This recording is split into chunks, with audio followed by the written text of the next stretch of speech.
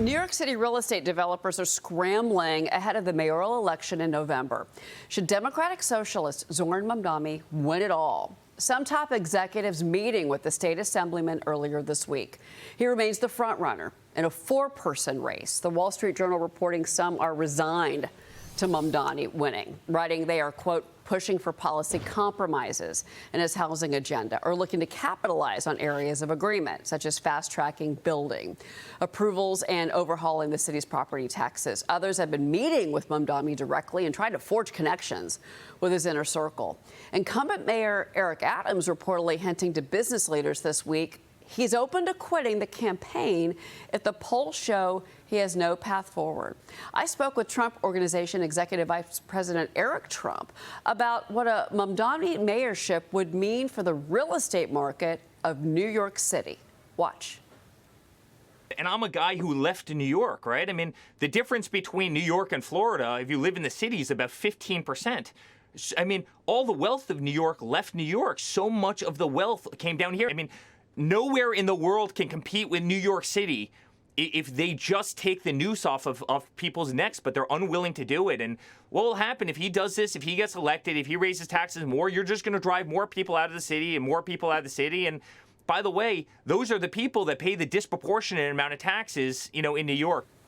Joining me now, the Peebles Corporation founder, chairman, and CEO, Don Peebles. Don, I want to get your thoughts on this. And there's two markets that you know so well, and that is New York and South Florida, in particular Miami. But your experience in New York City must tell you that having Zoran Mamdani as the next mayor of New York City would be a disaster for the real estate market. It would cause more businesses and real estate executives like yourself to leave.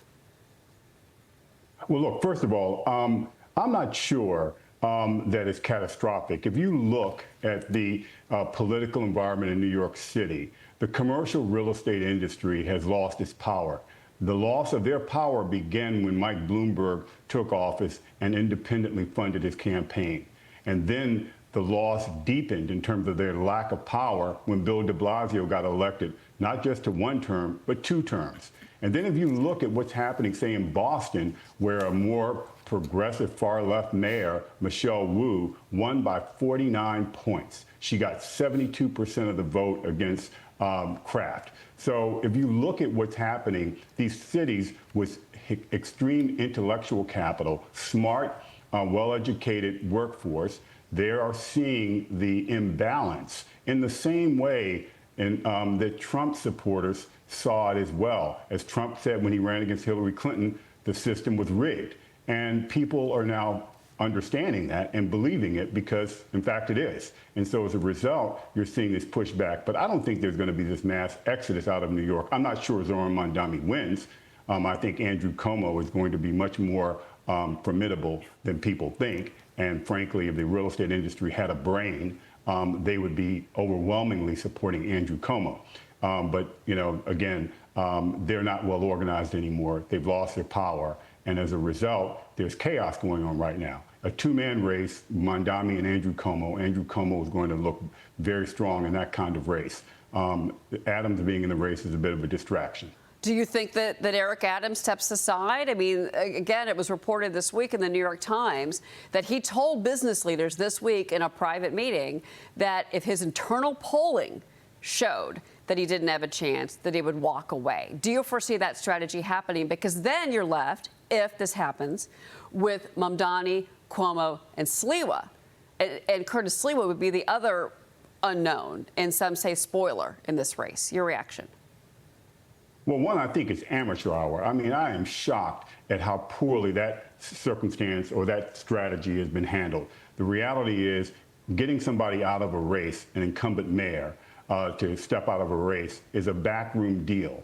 And what you have is you have Democrat and Republican business people joining together to try to figure out how to get Adams out of the race. So what this shows is no matter what, the people are trying to protect the status quo. That plays well to Mamdani and energizes his support base. He's raised the maximum amount of money possible in the spending cap for New York City.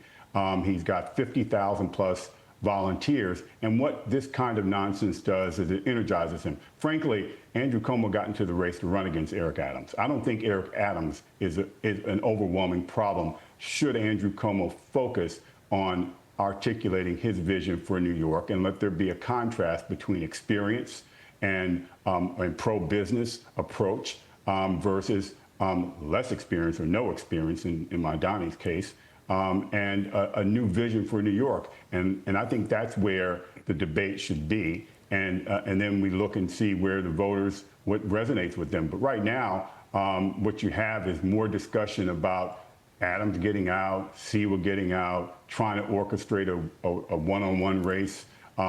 And they're losing track of really what's at stake here. And what's at stake here is, do we want to go to democratic socialism?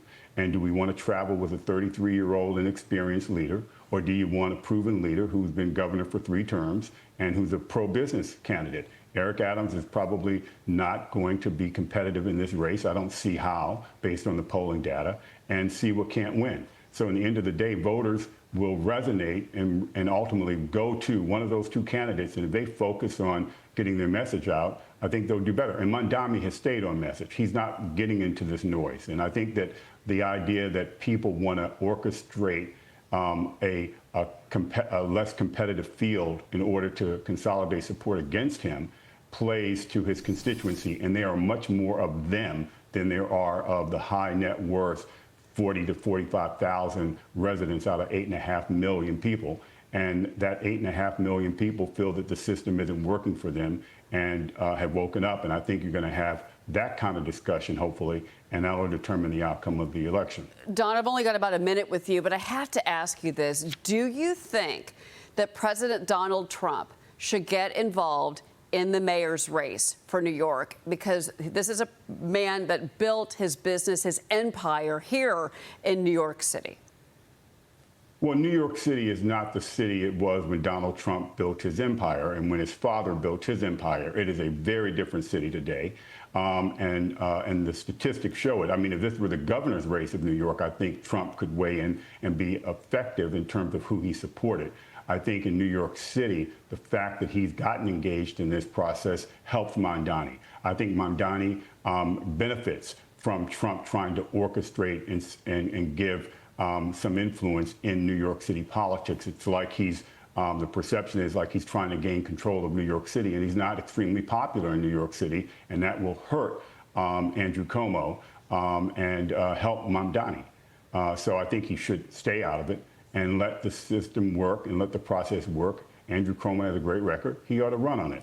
Mamdani has a vision for New York that's a change, and a lot of people want that. He's running on that. Don Peebles, it is always such a pleasure to speak with you, and I really appreciate your perspective as the city of New York faces what could be a sea change in our politics with a Democratic Socialist as our next mayor. Don, thank you so much for being here. Thank you.